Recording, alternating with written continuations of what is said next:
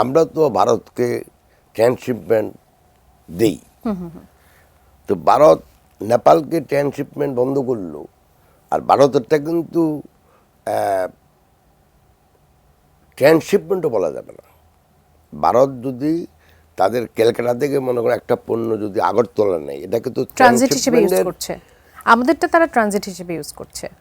এটা আপনাকে transit shipment দুটা মিলাইতে হবে, কারণ নর্মাল নিয়মে ট্রান্সশিপমেন্ট হয় এক দেশ থেকে আরেক দেশের মধ্যখান দিয়ে যদি আরেক দেশে আপনি নেন, যেটা আমরা ইউজ করি ভারতে, আমরা করি, যে নেপালেরটা হলো সঙ্গে নেপালের সাথে। ট্রান্সশিপমেন্ট, মানে আর এটা হলো ট্রানজিট ট্রান্সশিপমেন্ট দুটা মিলাইতে হবে আপনাকে। আচ্ছা, তো এটার ঘটনাটা পুরো জানেন না, আজকেরই খবর, কি জন্য কোন কারণে সেটা আমার কাছে বোধগম্য না। তবে একটা জিনিস মনে রাখতে হবে যে পুরা দুনিয়াতেই এখন এই আমাদের প্রেসিডেন্ট ট্রাম্প সাহেব আসার পরে যে ট্যারিফ যুদ্ধ শুরু করছে, তাতে কিন্তু পুরা দুনিয়ার যে একটা বাণিজ্যিক ফ্রেমওয়ার্ক ছিল, মাল্টিলেটারাল, যেগুলি WTO দ্বারা পরিচালিত ছিল, এগুলি আমার মনে হচ্ছে খুব বাধাপ্রাপ্ত হচ্ছে।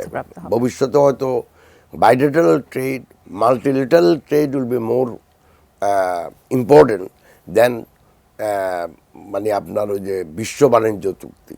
তো এখনো বোঝা যাবে না এই ট্যারিফের যে প্রেসিডেন্ট ট্রাম্প যে ট্যারিফ বসাচ্ছেন বিভিন্ন দেশে, এটা আলটিমেট কারা ক্ষতি হবে। আমেরিকা অনেক ক্ষতিগ্রস্ত হবে আমার যতটুকু ধারণা, কিন্তু এটার আলটিমেট গোলটা কি? এটা কি বিদেশে থেকে আমদানি কমিয়ে নিজের দেশে উৎপাদন বৃদ্ধি করা, নাকি ওনাদের এক দেশের সাথে আরেক দেশের যে বাণিজ্যিক ডেফিসিট আছে সেটা কমানো, নাকি এটা এখনো একটু অপরিষ্কার? এবং তারা তো আসলে তাদের ডোর উন্মুক্ত রেখেছে আলোচনার জন্য সেগুলো নিয়ে, যে অনেকেই তো সেটা কমাতে। বাংলাদেশের পক্ষ থেকে যদি বলা হচ্ছে যে আমাদের যে 37% শুল্ক আরোপ করা হয়েছে, সেটিতে আমাদের ব্যবসার উপর তেমন কোনো প্রভাব পড়বে না, সরকারের পক্ষ থেকে এমন বলা হচ্ছে, তেমন কোনো প্রভাবই পড়বে না। বিষয়টা কি এরকম? সানবিট সব দিবে সামাল। সানবিট ম্যাজিক প্রেস, ডিশওয়াশিং এর মাথা ঘোরানো সলিউশন। সরকার বলতে তো ঠিক আছে, সব সরকারে এরকম বলে, তবে আমার ধারণা যে আলটিমেটলি বাংলাদেশ খুব একটা বেশি এফেক্ট হবে বলে আমার মনে হয় না। সরকারের সাথে এই জায়গায় আমি একমত আছি, যদিও আমার মনে হয় এটা কোনো ওই লেখাপড়া করে অ্যানালাইসিস করে কোনো বিশেষজ্ঞ বলতেছেন তা না। আমি সাধারণ নিয়মে বলতে পারি, ধরেন তিনটা দেশ সবচেয়ে বেশি আমাদের সাথে সবচেয়ে বড় কম্পিটিটর গার্মেন্ট রপ্তানিতে আমেরিকাতে, সেটা হলো ভিয়েতনাম আর চায়না। এখন ধরেন আপনি চায়নার উপরে এখন আজকে পর্যন্ত 105% না কথা, 4%। ভিয়েতনামে হইলো 56%। তো এখন ডেফিনেটলি আপনি যদি ওদের থেকে $1 জিনিস কিনেন ভিয়েতনাম থেকে, তাহলে আরো 56 টাকা বেশি দিবেন।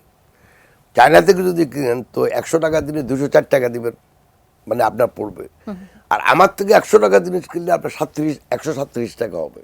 তো ওই কম্পারিজন যদি আমি করতে যাই, তাহলে আমার কাছে মনে হচ্ছে যে যদি ট্রাম্প এটা স্টিক করে যে এটাই রাখবো আমি, তাহলে মনে হয় বাংলাদেশ ক্ষতিগ্রস্ত পরিবর্তে লাভবান হতে পারে, বিকজ ওদের দাম কম্পারেটিভলি আরো বেড়ে যাবে।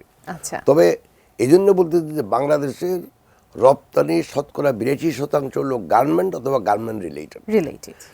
এখন এটাও একটা ডেঞ্জারাস, একটা এই 18 কোটির দেশের লোক, একটা ছোট্ট জায়গা যার এক্সপোর্ট হওয়ার কথা জিডিপির অ্যাটলিস্ট 30%, ধর মালয়েশিয়া হলো মানে 37%, সেখানে আমাদের হয়তো 14-15% হবে। আমাদের জিডিপি বলতে যে 500 বিলিয়ন বলছিল আগে ওই সরকার, এখন নাকি কমিয়ে বলে যে 400 বিলিয়ন। ওই যে পরিসংখ্যান নিয়ে তো প্রথম আপনাকে বললাম।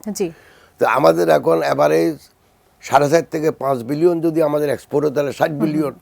তো তাহলে আমাদের মাত্র 15%, যেখানে বাংলাদেশের মতো একটা উন্নয়নশীল দেশের জন্য যদি আপনি শতকরা 6 থেকে 7% অর্থনৈতিক প্রবৃদ্ধি বাড়াতে চান, তাহলে আপনার রপ্তানি হওয়া উচিত আমার হিসাবে মিনিমাম 25 থেকে 30% অন্তত। হ্যাঁ, তা না হলে আপনি আপনাদের লেবার মার্কেটে যত লোক প্রতি বছর কর্মক্ষম হইয়া চাকরি বাজারে আসতেছে, তারপরে যা আপনার ইম্পোর্ট বাড়বে মানুষের জীবনমান উন্নয়নের সাথে, সেটার সাথে তাল মিলিয়ে না আপনি এমপ্লয়মেন্ট জেনারেট করতে পারবেন, না আপনি ওই যে ইম্পোর্ট করবেন সেটা ফাইন্যান্স করতে পারি।